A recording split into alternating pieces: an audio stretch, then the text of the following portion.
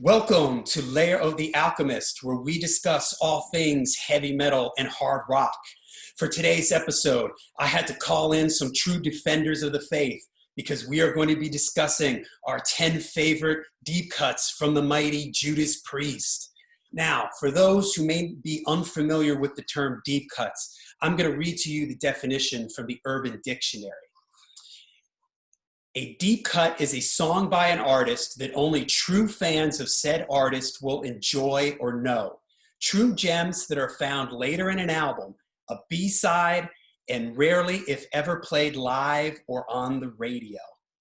All right, so let's introduce our panel here. Joining me from Wisconsin, I have Mike Smith. How are you, Mike? I'm doing great, John. Thanks Awesome. so much for asking me to take part of this. This is great. Cool. Mike is a concert promoter and CEO and founder of Mercyful Mike Management and Promotions.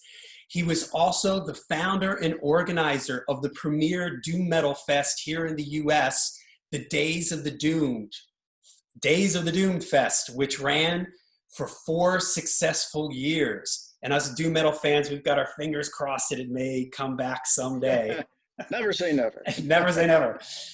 And joining us from Pennsylvania, we have Darin McCloskey. Hello, Darin. Darin is a drummer who has played in many bands, but he is most famous for playing in the doom metal band Pale Divine. Pale Divine just recently released their new album, Consequence of Time, on Cruel to Soul Records. Darin and I also have a Black Sabbath podcast that we do called Into the Void, a Black Sabbath podcast. I will be leaving links in the descriptions for Darin's band. And Mike, if there's anything you want me to leave a link for, I will do that in the description. All right, so let's get started. We're excited here to get started. We have picked 10 of our favorite deep cuts from Judas Priest. We're going to start with Darin, and then we're going to go to Mike, and then I'm going to take one, and we're going to go around the horn. So what do you got for your first pick, Darin? Okay, so first I'm going to go with the first album, Rockarola. And I remember when I got Rockarola, I had already had British Steel, Screaming for Vengeance, Point of Entry. And I saw this in the record store and I picked it up because it was like $5.99. Not this exact copy, but the copy that I had at that time. And I took it home and played it, and I was just like, what is going on, man? This is not Judas Priest like I know them. But over time, I really became fond of it. And my deep cut, I mean, the whole album is basically a deep cut. I mean, there really isn't a song on this album that ever, to my knowledge, other than maybe seeing them in '74, any time after this album was released, I don't think there was any song that was performed live. They did do one on, it was like maybe 7-8 years ago. They did, I can't remember, when they played one song from every album. Really? Yeah, Wow. they did. I don't remember what that tour, what they called that tour, but they did one song from every record, and I do not remember what they played from Rockarola, but they played something from Rockarola. I remember Halford did that too on his solo tour. He was going pretty deep back into the catalog too. Awesome. I did not know that. But anyway, so my pick from this is Never Satisfied. That's what they played. Is it okay? I'm pretty sure, yeah. Yeah, I picked that because it's so different from everything else, and it just has a very 70s rock, proto-metal vibe to it. The rest of the stuff on this album kind of works like a song cycle. It had that thing going on that I think was sort of there on the first Black Sabbath album, where songs kind of ran into one another. Never Satisfied is the first song on the side too, and I think it just kind of stands alone. It just has a really cool riff, good vibe, and that's my pick from Rockarola. Awesome. Yeah. What do you got for your first pick, Mike? All right, I'm going to kind of come out of the gate here with probably an album and an era that is probably nothing but deep cuts. So I'm going to jump in with Ripper era right away with Jugulator, and I'm going to go with Bloodstained. Now, they did play that live during the Ripper era, but a lot of people like to kind of brush that under the rug for obvious reasons. I myself love Jugulator, and Bloodstained was a heaviness that, while Painkiller, a lot of people were like, my God, the Priest is back, and then some, right out of the gate with, you know, the title track and Scott Travis coming in. But to me, the whole album, Jugulator and Bloodstained in particular, had such a crunch to it, and I'm, you know, leaning into death metal territory at times, where I was just completely blown away that I didn't even think Tipton and Downing had it in them to come out with a heaviness like that. I mean, they really had something to prove. Obviously, Halford's gone. You've got a young kid from a tribute band in there. They got to make their mark with that. So, like I said, I particularly have a fond memory of the Ripper Owens era. So I'm going with Bloodstained. Cool, good pick. I really haven't spent a lot of time with the Ripper stuff. I did get Jugulator when it came out, and I listened to it a couple times, but it just didn't really. There was nothing wrong with it. It just wasn't my Priest. It was very modern, and it kind of like the Priest personality. And I guess a lot of that subsided when Halford wasn't in the band anymore. You know, there's too many elements going on that just kind of separated it from the classic Priest sound that I was looking forward to hearing. I mean, it's cool. I mean, it's definitely, you know, it's a good album, but to me, it just never really sat in as a Priest album. And I would say I think a lot of people shared that opinion too, definitely. And the thing is Ripper sings his brains out on both those records. It's not really a case of, you know, not to open up another can of worms, but the Blaze Bayley era, where I kind of felt like, sure, you know, that's a Ripper parallel comparison. Yeah, Ripper to me just sings his brains out on that stuff. And that song that you picked almost made my list. All right, but for my first pick, it's kind of hard to find deep cuts from this record because it's probably their most popular record, if you will, you know, in the eyes of the mainstream. But maybe it's the bass player in me. I picked The Rage. Good one. Yeah. Is there any other Judas Priest song that starts with just the bass? I don't think there is. I mean, seriously, I didn't go down and really analyze it, but I don't think there is. You know, Ian Hill needs credit where credit's due, man. Yeah. He doesn't get enough love, but it's got that cool bass intro. And then the guitars are sort of doing this offbeat, like reggae-ish, like weird thing. And then that big, heavy riff kicks in. Yeah. And I always loved Priest when they do those sort of mid-tempo, heavy riffs. Like you could say Metal Gods is another one like that, where it's just kind of like a, you know, real fist in the air thing. I love the way Rob comes in at the on the last verse. You know, he holds out that really long line, when we talk with other men. I mean, it's just, yeah. And KK's guitar solo at the end, I've always loved his tone. And that particular solo, it sounds like he has his wah-wah pedal on or something. And he's, as the song goes out, he's just holding out these long screaming notes and these really big bends. So it is very cool. It's just a really cool song that I've always That's a loved. great pick. All right, Darin, what do you got for your second pick? Okay, second pick, going in order, Sad Wings of Destiny. Probably a lot of people's favorite Judas Priest album. You know, just going down the list here, just about every song is a winner. Tyrant, Genocide, Ripper, Victim of Changes. My deep cut pick from this is Island of Domination. I just like the groove. I think it, in a lot of ways, it kind of set the template for bands like Queensryche, Fate's Warning. Man, I hear a lot of Mercyful Fate in that. And you know, it's funny because what was the year that this came out? 1977, 76? I think it was earlier, actually. Was it? I will tell you in a second because I wrote that. They usually have that information 70 right off the top. It was 76. Yeah. The thing about it is that it almost sounds very current, you know. I mean, there was a period of time during the '80s where metal got a little bit more processed sounding and very big production sounding, you know, almost artificial with the huge drum sounds and everything. But what's cool about it is this sort of metal has been coming back, and I think it's especially nowadays. And what's interesting about this to me is I was listening to this album recently.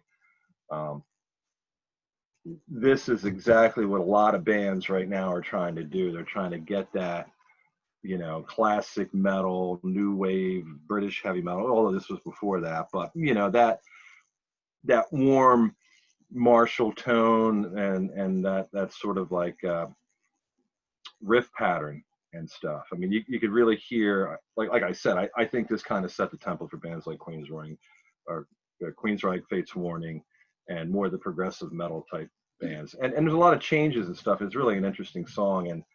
And what it kind of amazes me about it is it really built off nothing. You know, when they came up with this was just a very creative song, you know. I think that's pretty cool. And that's the one that jumps out at me on Sad Wings of Destiny. I almost picked that one, Darin, and there's a couple of reasons behind it. And I like what you touched on about that warm Marshall feeling, because to me, between Sad Wings, Sin After Sin, and maybe a little less with Stained Class, to me, there's a very distinct Marshall guitar tone within those albums that kind of goes in and out Stained Class and completely changes come Hellbent for Leather. But it's really firmly established in Sad Wings, and I've always taken note of that. Yeah, I just love that warm guitar tone. I'm sorry? Oh, I just love that warm guitar tone. Oh, I do too. It's very distinct within those first couple. And then the other reason, Island Domination's fantastic because I think it's the second chorus where Halford kind of rolls his throat and he's like, the Island of Domination. I love that part. We used to sing it like that all the time. So Nation. Yeah, very cool. All right, what do you got for your number 2, Mike? Well, I'm going to go to Screaming for Vengeance, and I'm going to pick Fever. The main reason is, I mean, this is a great grooving, driving sound, but the main thing that puts that song over the top for me is that bridge that they put in right after the solo, where Halford comes in and he's, you know, so destiny has brought us all so close together. And, you know, his octaves continue to climb through that whole bridge.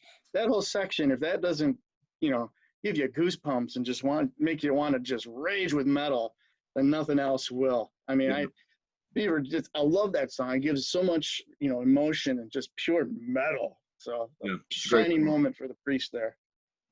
Yeah, good pick. Yeah, awesome. All right, my number 2 is from Stained Class. Arguably one of my favorite Judas Priest albums. I picked from this Savage. Yeah. I think they did play that a little bit early on. I looked online and I actually found a pretty dusty bootleg of it. But it's just a cool song. Deep in the album, I like the subject matter, sort of the twist on modern man infringing on native people. And then there's the line in the song at the end where they go, "Who's the savage? Modern man." And I just think that's a cool thing. And Rob Halford has some little bit of venom and bite to his singing in that one, which I always thought was cool. So yeah, kind of a socially conscious song that wasn't something that Priest ever really got into, but you're right. That was kind of the theme of that song, so kind of interesting. Cool. Good. All right, Darin, what do you got at number 3? Number 3, so Sin After Sin. There it is. Mike's wearing the shirt. What an awesome album cover. Even if this album sucked, I'd still have to have it in my collection because the cover is so damn cool. but thankfully it does not suck. It's a great album. And I was kind of torn between two songs on this. I love Raw Deal. I love that riff. And then I think 30 Seconds, when it goes into that other riff, it just like really sounds, almost said the F word, but it just really sounds freaking cool. But my pick from this is Starbreaker. That's just really straight ahead, driving, good metal tune. Again, with the guitar tone on this entire album, it just has a really cool Marshall tone. I'm not a guitar player, so I can't get into specifics or technical, details about it. But from what I can hear, it just sounds like it's coming through natural Marshall plexi distortion, especially on center. There's not a lot of like, it's not fuzzy. It doesn't break up. It just has a nice, clean, warm, heavy tone. And all the songs on this album are great. Obviously, Sinner is a classic. But for me, Starbreaker, that's my jam. Yeah. I think on those early records, it was natural amplifier distortion. For all you kids out there with these high-tech digital amps and stuff like that, with these fizzy sounds, go back and listen to these early 70s stuff, like these early Priest records, where it really just sounds like what you're hearing is the warmth and distortion from the tubes. And so the guitars, they have weight to them, but you can hear every note. It's not washed out with distortion. It's like you can pick out everything that you hear from it, which is something I love about those early records too. What's interesting about that is at this time, I don't think there's another band that, I listened to a lot of the, obscure 70s stuff that I've gotten into, within the last 20 years or so, but I don't think there's a lot of bands that sounded like Judas Priest, especially on the first 3 albums. I don't think I heard a lot of bands that had that same kind of natural but heavy guitar tone. Sabbath, of course, Iommi had his own thing going on that, it's just phenomenal. But Priest also, it's a really remarkable guitar sound, and maybe not one of those things I think that gets a lot of attention. The band's songwriting and, of course, Rob Halford's vocals always seem to get the most amount of attention, but I think the sound of the early Priest stuff was pretty on point. I agree with that. They were, I don't want to say an enigma at the time, but yeah, if you go back and you listen to some of the other bands that were around in that era, and even some of them toured around, with these, they really did have their own distinct sound at that time. There really wasn't any, carbon copies like you'll find today. Yeah. I've said this in one of my other videos that I really believe that Stained Class is the first pure metal album where it's looking forward, whereas there were certainly heavy albums out before that, but they all kind of still had a foot in blues and psychedelia and 60s way of thinking, where Stained Class is really like starting to do away with the jammy psych stuff, and it's really looking forward. Yeah. So, all right, what do you got for number 3, Mike?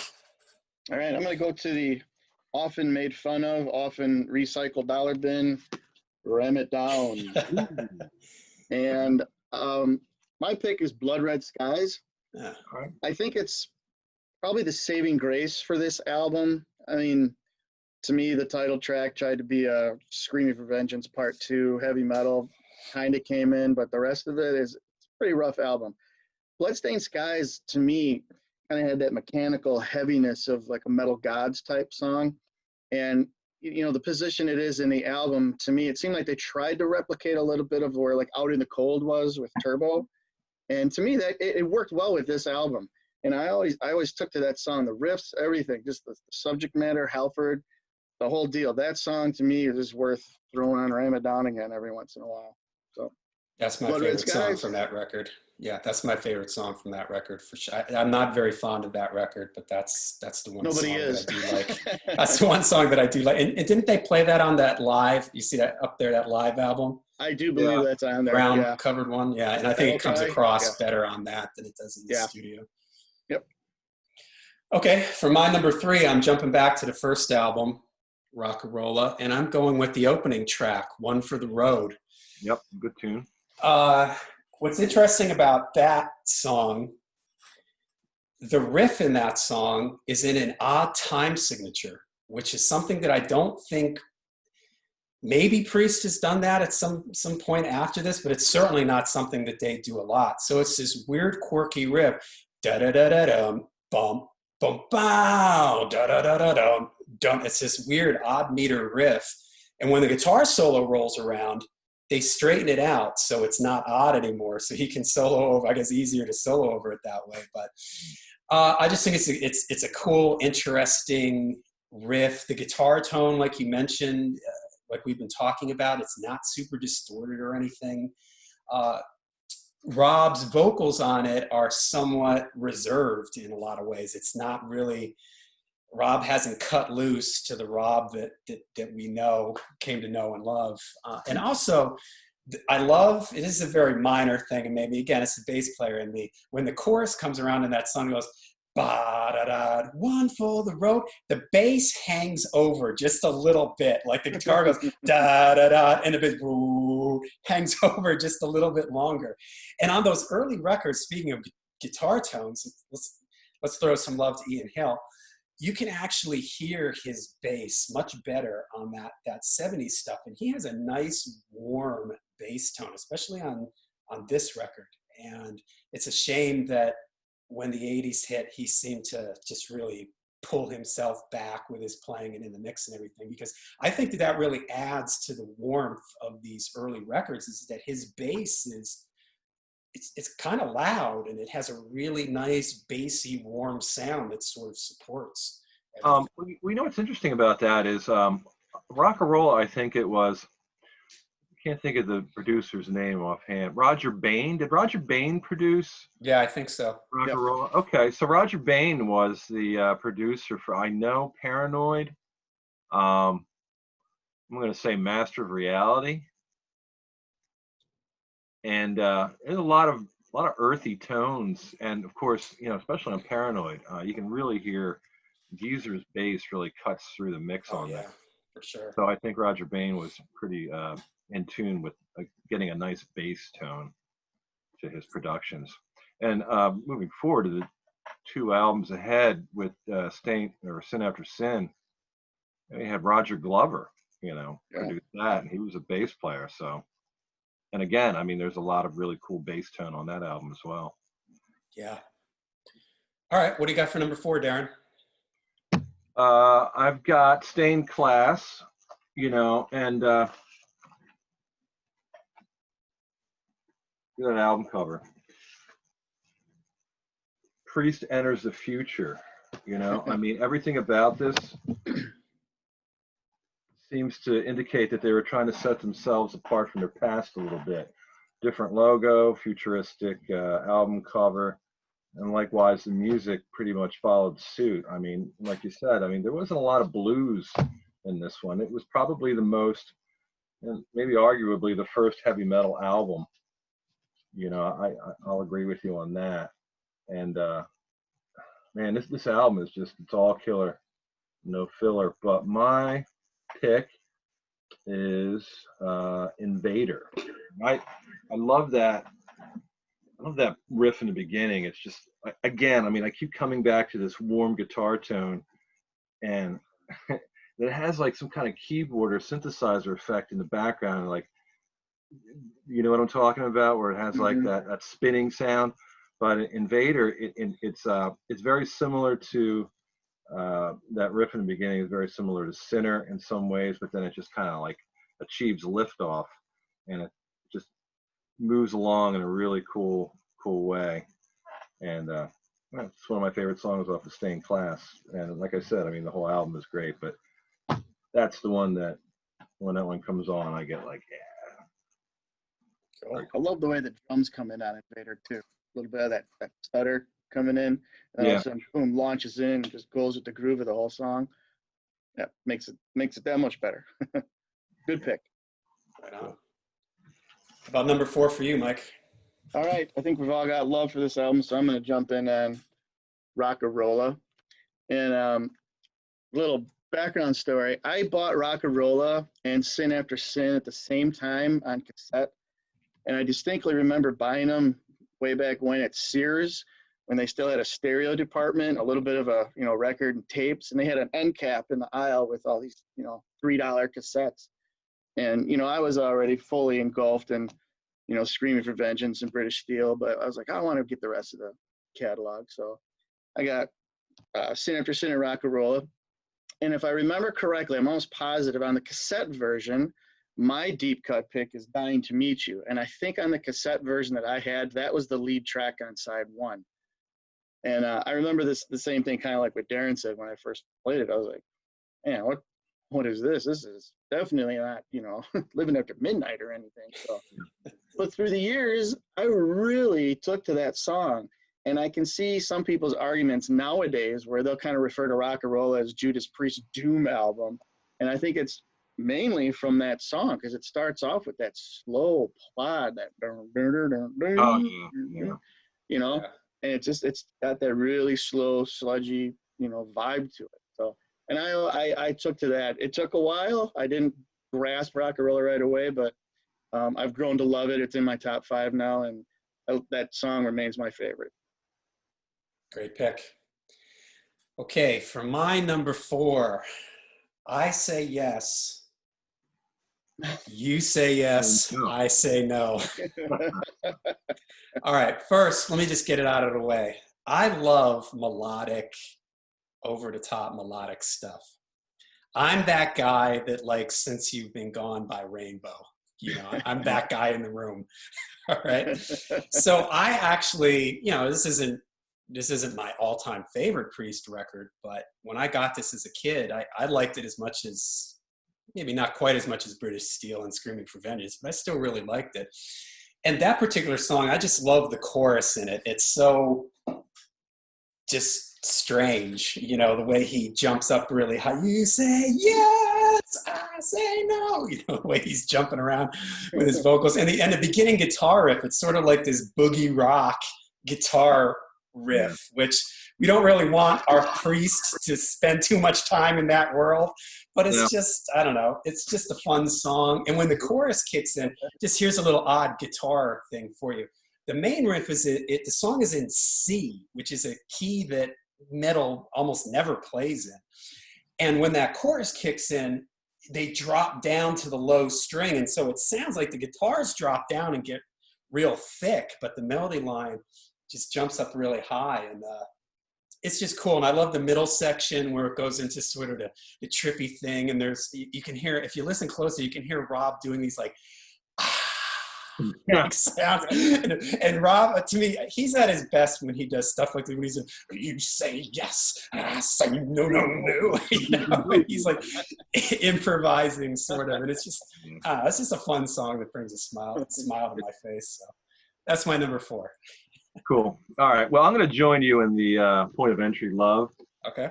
Because this is actually my first Priest album. I got this, nobody really knew when the release date for things was back in those days, but I suspect it was shortly after it came out. And this is the first, like I said, it's the first Priest album I got. Heading Out the Highway, that was the jam. Still love it. But every song on this album, I listened to this album over and over and over again in that year, 1981, I guess it was. And I love every song on it. It's sort of a guilty pleasure. I mean, I've heard recently that somebody said that when Kerry King bought Point of Entry, he smashed it. He was so upset that it was so light in loafers, maybe. I don't know. Maybe a bad expression to use. But it does have a bit of a lighter feel to it than British Steel. And I think that's kind of cool. I mean, they weren't trying to sound contrived or anything. They weren't trying to do anything other than write good songs. And technically, I think a lot of the songs are good. My pick from this, though, is Turning in Circles. That's the one I like. I like the breakdown in the middle where it goes kind of a cappella.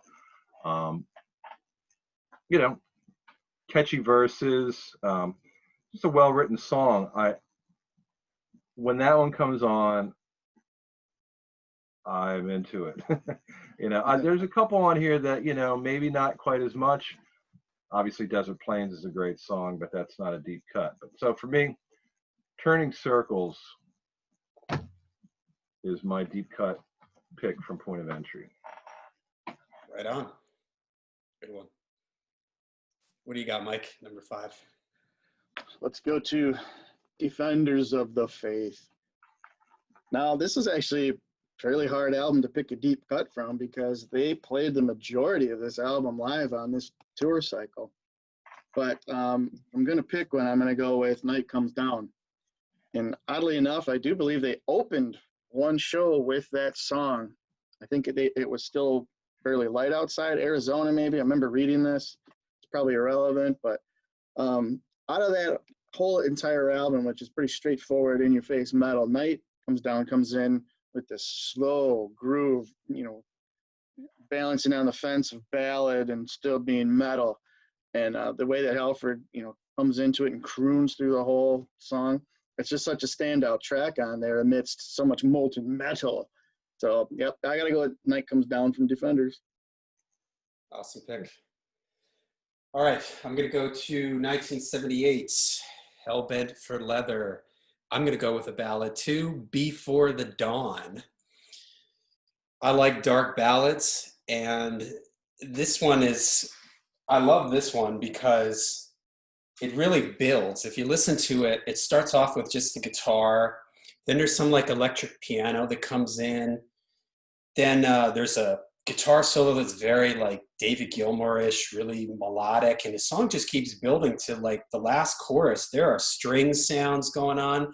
And interestingly, I don't think there's any like drumming really. It's just kind of like cymbal swells and like sort of subtle little things. So the song is really just built on all these layered guitars, the keyboard sounds, the string sounds. Just a really cool, deep, dark ballad from The Priest. Yeah, that's a great pick. All right, we are on 6. Okay. So I'm going to copy off you again and go with Hellbent for Leather. My pick is actually the first song, Delivering the Goods. That was a song that really got me into Priest in a big way. In fact, this album was Point of Entry, like I said, was my point of entry with Judas Priest. And I liked it for what it was, but I think that the Hellbent for Leather Priest was really what got me into the more metallic side of Judas Priest, and Delivering the Goods, the way that it comes in with the was really cool. It's a good song. I mean, it's kind of gets you pumped up. I like the energy in it, and it's not one of the songs that you get a lot of attention from this album. I mean, there's Hellbent for Leather, Green Monolishi, Killing Machine, Running Wild, all the popular songs, but it's funny that the lead-off track doesn't get as much attention as it deserves. But that's my pick for Hellbent for Leather. Great album opener, and another great performance from Rob. The way he does it, delivering the goods. He's just great at that. All right, Mike, what do you got at 6? I'm going to jump back to the Sin After Sin album. Every time I say that, I always want to go, also Unleashed in the East, like Alfred always says. I'm going to go with Let Us Pray, All for the Priest. It's such a great 1-2 combo, but what I love most about it is Simon Phillips is a monster on this album. And, once you get from that, call for the priest, I'm dying, and you get those little dive bombs in there. But then, they come in with that double time that, to me, it almost sets up like you can see where Exciter came from with that song. Yeah. That quick tempo and everything. So that one is another one that always stuck with me. I love the lyrics on that. Halford's all over the place. But to me, that's the shining moment as far as a deep cut goes on. Yeah, right on. Yeah, Simon Phillips is great on that album. He's just a phenomenal drummer anyway, but so versatile. And it's kind of weird. Well, I mean, he did he was on the first Michael Schenker album, Michael Schenker Yep. group, and I think it might be it for metal. But Priest, Schenker, then off to Pete Townsend. You know, very versatile. I think he was only like 19 or 20 when he did Sin After Sin too. He was, still he a was kid for young. the most part. Yeah. Yeah, I read something about that where I think he had some connection to Roger Glover, and Roger was the person who brought him in as a session guy for that record. But yeah, he does add a lot to the sound of that album for sure. All right, my number 6 pick is from a much maligned. A lot of people do not like this record. Nostradamus. In fact, I have another video that I call In Defense of Nostradamus. So if you want to hear me ramble on about why I think this is a good album, not necessarily a great album, but maybe gets a lot of hate that I think is maybe slightly undeserved. But I picked the title track from it, Nostradamus. For some crazy reason, they never played that song live. In defense of this video, I mentioned that if you were to take out all the little interludes and preludes and stuff like that, the album might have been easier to digest, because a song like Nostradamus, man, that is just a ripper, like a Painkiller style blasting, Priest at top-notch speed. It's got this dramatic intro with the keyboards and everything. It's got a interesting kind of melodic middle section where Glenn Tipton goes off on all these like guitar arpeggios and stuff like that. And since I'm mentioning Glenn, I'd like to give a shout out to him, because it's really interesting. If you listen to Glenn's playing on like the 70s stuff, like Rock and Roll or Sin After Sin, and then listen to him on the song Hellion the Electric Eye, listen to him then on the song Painkiller, it's obvious that Glenn had his ear to the ground and was hearing what all these young kids were doing. And he was woodshedding and practicing and getting his chops up. I mean, his chops in the song Painkiller are right up there with any of the young shredders at that time. And if you listen to Tipton, later in the 80s compared to the 70s, you can really hear an evolution in his technique and his playing. So props to him. I think he's all over this song Nostradamus with his playing. It's melodic, yet it's technical, heavy, fast riffs all over the place. So my deep cut from Nostradamus, the song Nostradamus. I think Painkiller was just an amazing thing for them to do at that time, because I think, well, especially since they came from Ram It Down, which, like we said, I mean, it's an album that leaves a lot to be desired, and they could have came from that album and bumped it up a little bit and got more into like more of a classic Priest, but man, they just went all out metal, and it was very modern for its time, and I think kids heard it, and it wasn't like here's that old band Judas Priest putting out a new album. It was like, wow, this is current, this is hot, this is happening now. And I think that really did them a lot of favors, and just like jump started their career again after 2 basically lackluster albums back to back. Regarding Nostradamus, before I go into my next pick, Angel Retribution was a great album. I really liked it, and I was excited for what their next album was going to be, and I was really kind of let down that they were going to jump into a concept album thing. It seemed like they had taken some time off. The Priest was back. It would have been probably a better thing to release another studio album full of like, just individual tracks. A concept album is always hit or miss, and I just didn't think that at that time it was worth the risk. And I think as history shows, it probably wasn't. It didn't bode well for them, much maligned album. But I really haven't. I was just so disinterested in the concept in and of itself. I mean, Nostradamus, it just didn't seem like it was really that interesting. I mean, there's been like books and documentaries and television shows and everything on Nostradamus. The saturation point for Nostradamus has reached Critical mass. You know. Critical mass. Yep. They could have done a concept album on like the Lord of the Rings theme or something. Now that's something that's been data mined by millions of. You can't open up Lord of the Rings and point to any word in it, and there's a metal band that has that name. Well, Blind Guardian were already doing that pretty much to a T. So I mean, they would have had some stiff competition there. But yeah, I mean, there was a couple things going on with Nostradamus that it just didn't pique my interest, and one was that I just wasn't interested in Nostradamus, number one, and number two, I wasn't ready for a concept Priest album. And Priest never struck me as a concept album type band, but I respect the ambition, and I think you nailed it, Darin. I think you nailed it. I was filled with absolute dread when I read that they were going to do a concept album. And I thought the same thing too, because I thought Angel of Retribution was really good too. So why would you not capitalize on that and move forward?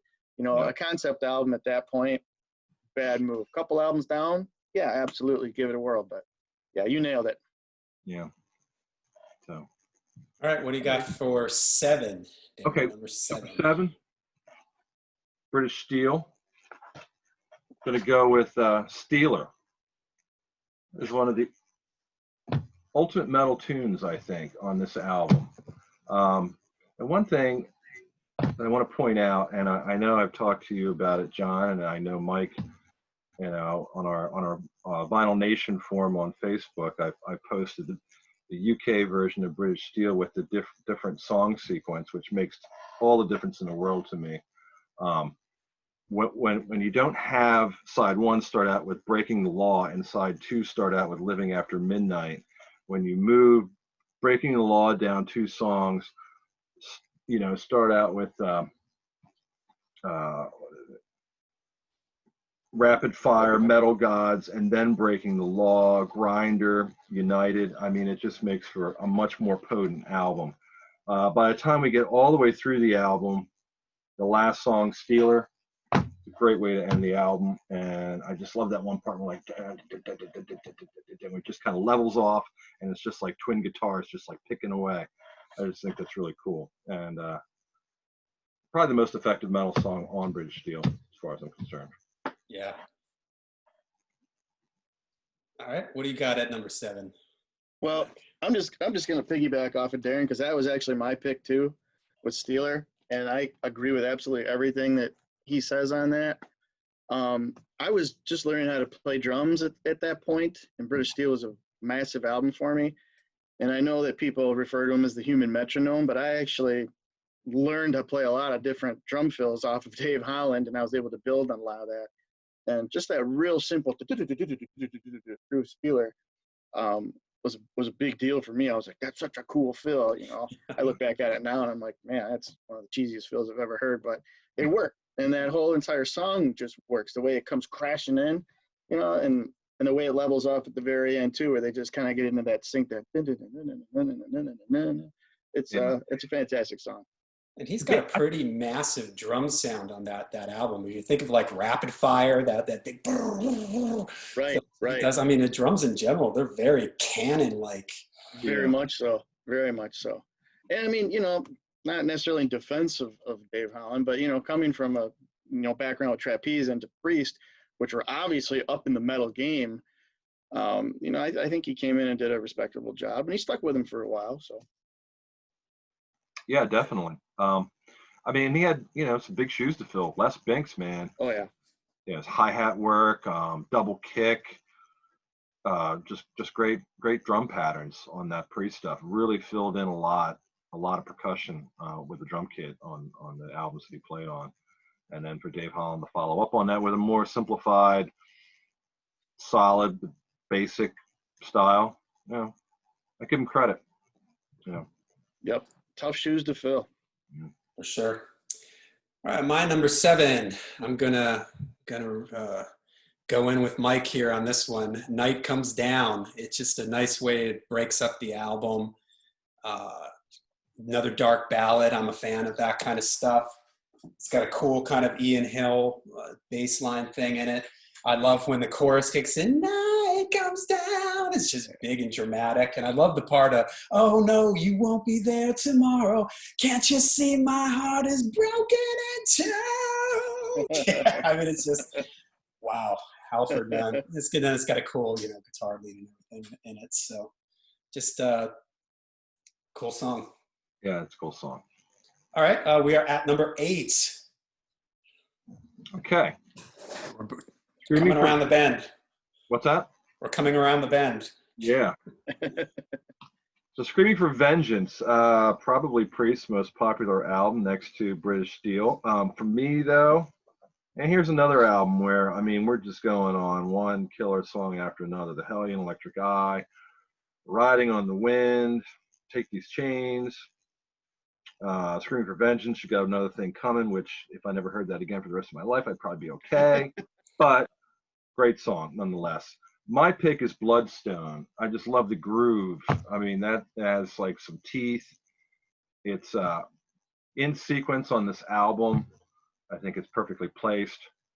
It's just got a great riff. Very, very straightforward metal tune, and that's my pick. Yeah, I almost picked that one too. Good song. All right, Mike, we are where are we? 8. All right. Wait for it. Turbo. Ooh, yeah, we got to get that anniversary edition in there too. Turbo's got a sweet spot in my heart. That was a killer fun summer. I saw this tour and was blown away because it was rivaling, a Kiss show at that point almost, with giant robots and Tipton and Downing are in the robot arms and things. But my deep cut off of Turbo is Rock You All Around the World. Okay. Just for the simple fact that I think that song, maybe just particular to that album, is their version of Rock and Roll All Night. I think it's a big thematic song. It's a big sing-along song. It's, got cool riffs, and for nothing else, the cheese factor is at about 100 on that song. So I just enjoyed it, and I just remember being at that tour, and they played that, and everybody kind of lost their mind over it. So that's my favorite off Turbo. I still get a kick out of that, playing that album. Right on. Yeah. Yeah, if the production was a little bit better on that, I think it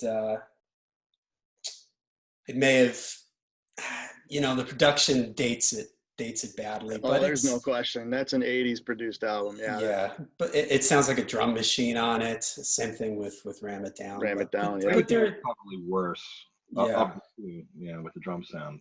Yeah, Ram It Down's terrible with that. But all right. I got my records all mixed up here. For me, my number 8, Back to Sin After Sin. Darin mentioned this song earlier, though he didn't pick it. Raw Deal.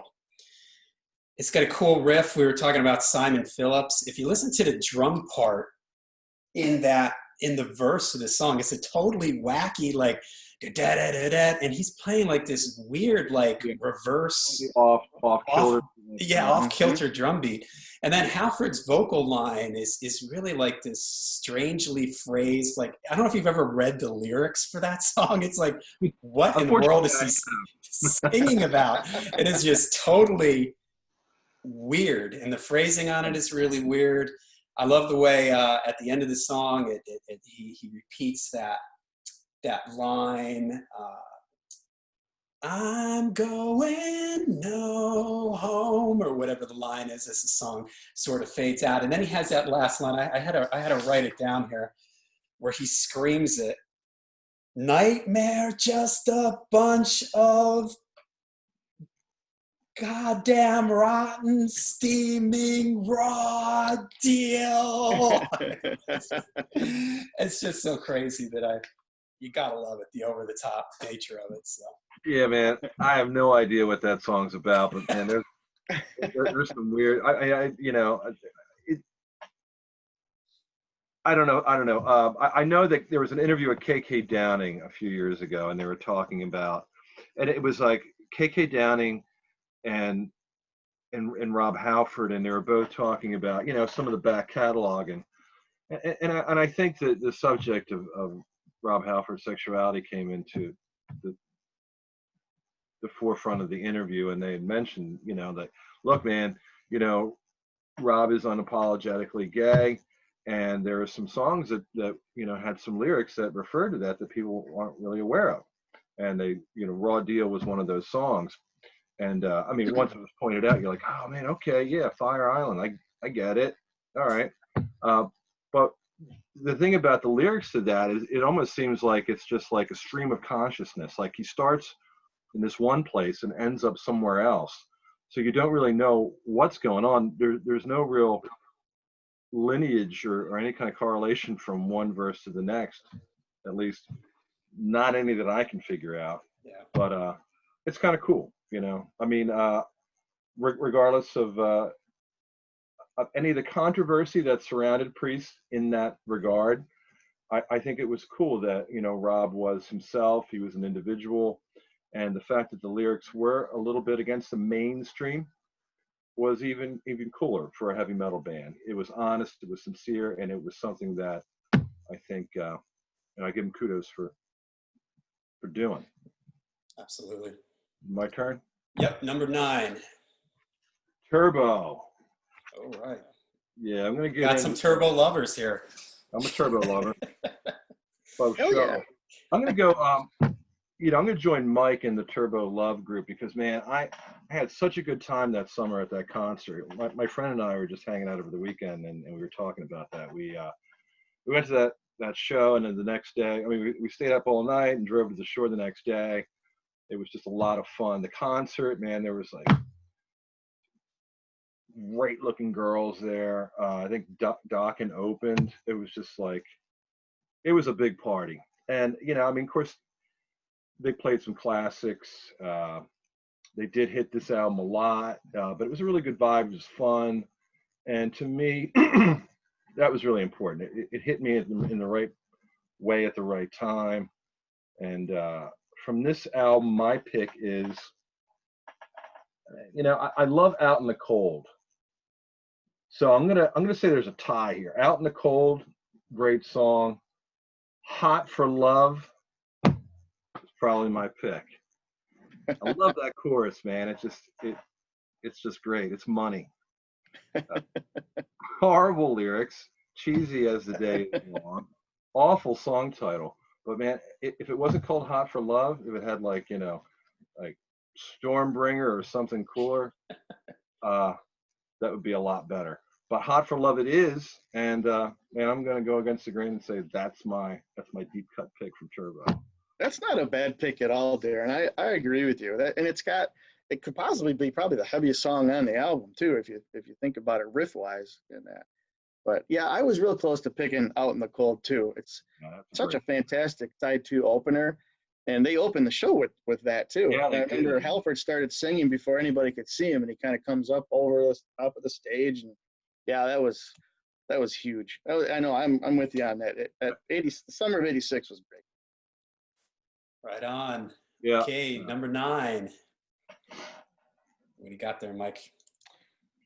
I'm going to go back to Sad Wings of Destiny, and I'm going to go with Dreamer Deceiver, Into Deceiver. And it's such a powerful composition-wise. They've got just literally a little bit of everything in there. I know everybody goes to Sad Wings and they think Victim of Changes and The Ripper, but Dreamer Deceiver is probably the single biggest showcase, maybe in the first couple of Judas Priest albums, that highlight just a massive range of Rob Halford.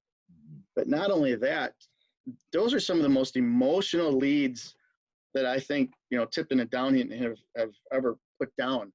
The leads coming out of that song, I mean, you can literally lose yourself in those. And every time that song comes on, it's almost like I stop what I'm doing because I want to absorb so much of that. And it's just one of those songs that locks you in and then kind of releases you when it's done. So that is my absolute favorite deep cut from Sad Wings. Yeah, that's an epic for sure. And again, I think that's another song that set the template for bands like Queensryche, Fates Warning. Yep. That progressive metal, just a lot of atmosphere. Very, very, very cool tune. Yep. Yeah, for sure. All right, I am not really a fan of the Ripper era, and I don't blame Ripper for that. Like I mentioned earlier, I think he really sang his brains out on those records. I just think what he was handed was just subpar. I think the lyrics are just terrible. Through a lot of that stuff, it's really hard for me to listen to those records. It sounded like they were trying to sound modern, like where it worked with Painkiller. For me, it just doesn't work with the Ripper era stuff, the down tuned, like they're trying to be Pantera or something. Yeah. Like that. It just doesn't work for me. But from Jugulator, the song Cathedral Spires Yeah, that is a cool tune. totally works for me. This is an epic song. Ripper is all over it when he kicks into the with Cathedral. I mean, he just sounds absolutely huge on it. It's got the down-tuned sludgy guitar, a la maybe Zakk Wylde at that time. You know, it makes me think of Zakk Wylde a little bit. I love when it sort of gets into that chanty thing at the end. Oh, we're so tired. Oh, God. It's an epic song. And to prove to me that Priest's sense of judgment was way out of whack during that era is the fact that I was shocked that they never played that song live. I mean, that to me just shows me like that their meter for where their judgment meter was at was just completely out of whack, because to me that song just jumps out as easily the best song of the Ripper. And I've heard Ripper do that live, I think, with like his solo bands and stuff. So to me, just a fantastic song from an era I'm not very fond of, but kudos to Ripper for just an amazing, amazing performance. I almost picked that one too, John. Bloodstain edged it out just a fuzz.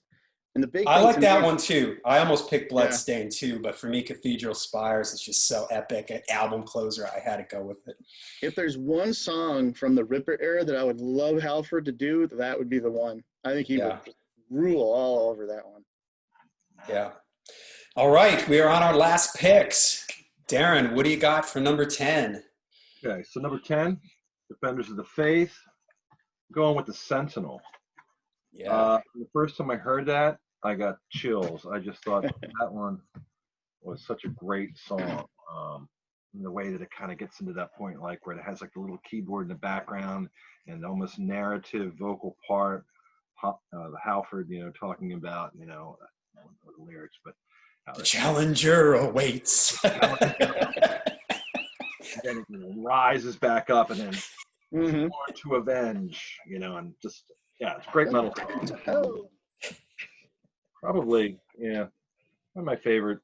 And this album, again, is another one that had a lot of hits, had a lot of popular songs. It was a very successful album. This is the first time I saw Judas Priest on tour for this. Great show, very visual, a lot of lights. Actually, like the stage, I think it was a movie Rockstar, was loosely based or maybe directly based on Judas Priest, but that stage setup reminded me a lot of the Defenders of the Faith stage. So I was like 15. I mean, that was very stimulating to a 15-year-old. Love Bites was, I think, the opener. Yep. Yeah.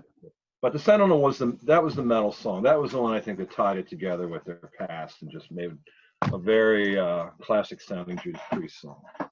Yeah, fantastic song. That's a great pick. I had like a tie before I went with, Night Comes Down, and to me, I think Sentinel's probably my favorite song on that album, but Rock High Ride Free is right along with it. Yeah, that's a great one too. That's another one, definitely. Like you said, though, I mean, between Screaming for Vengeance and Defenders of the Faith, I mean, they played 80% of those albums live. I mean, every single song off of those performed live for the most part. Good pick. All right, what's your final pick, Mike? Okay, I'm gonna go to Stained Class, and I've got this weird obsession with like last songs on albums for some reason, and I don't know what it is. I just like the way albums close out, because to me it leaves the door open to, I really want to listen to that again. I want to complete that cycle again, or we'll check that out in a couple of weeks. But Hero's End. Yeah, great one. Absolute love that song. And just the gallop, it's got that that start-stop intro, and then it finally kicks in. It's got that gallop Mhm. going, and then Halford comes in. Why do you have to die to be a hero? Just the whole lyric content to that song is mesmerizing. So that's one of my favorite Judas Priest closers on an album, and my favorite deep cut on Stained Class. Yeah. Yeah, great one. All right, my last pick, going back to Sad Wings of Destiny. Darin picked this one earlier, Island of Domination. I love the way it comes in. You can still hear the piano from Epitaph playing, and there's that guitar sound. It sounds like a helicopter. Yeah, the built up, and then Howard, yeah. And through the song, there's all these different parts in the song where there's like 3 Rob voices that sort of one speaker, and then sort of in the middle. And I love when it slows down in the middle of the song down to that heavy riff. Bum, ba, do, do, do, do.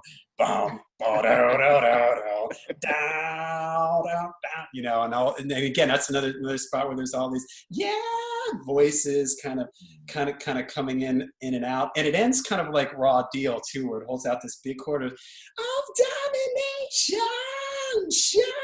There's all these overlayered voices. It is so epic, and like you guys mentioned earlier, kind of ahead of its time for sort of that progressive metal with the tempo shifts and the layered super high vocals and everything. So it's an awesome song.